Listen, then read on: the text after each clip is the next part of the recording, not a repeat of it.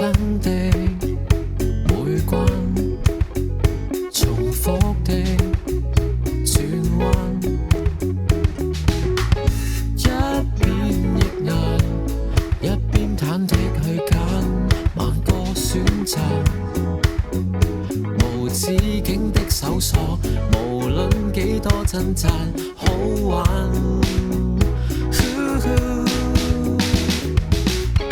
風景消失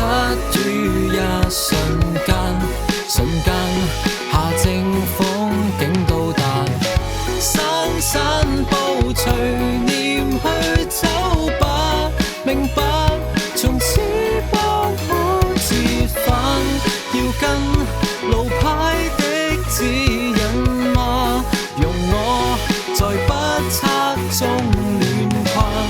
漸成過客，逛到學會原來不怕。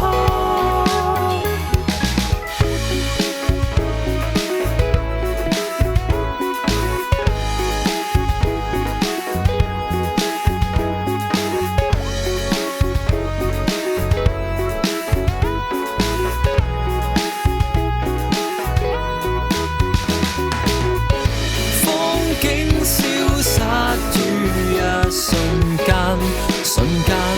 下正風景到達，珊珊步何地算中集，還是如初孭起吉他，就他隨積蓄的節拍，陪我在不測中亂逛，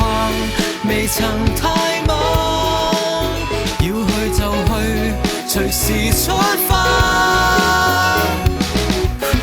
30歲咧就大個仔㗎啦，食啲嘢㗎啦，就唔好唔記得即係廿零歲出頭嗰種熱血拼勁，嗰種冒險嘅精神，記住咗初衷，做自己中意做嘅嘢。32啦，42不惑。你比較容易人生係迷茫啊，越年紀大嘅時候就睇透咗自己，唔會困惑究竟做得啱唔啱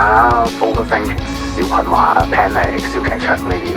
明白啊，但都記得多啲休息啊，同埋關心自己身心嘅健康啊，好多嘢都好重要啊。喂，孖仔，瞓得實頭，30歲啦，恭喜晒你啊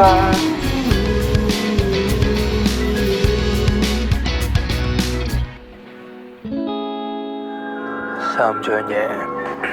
好眼瞓，冇第啲感受，好撚眼瞓。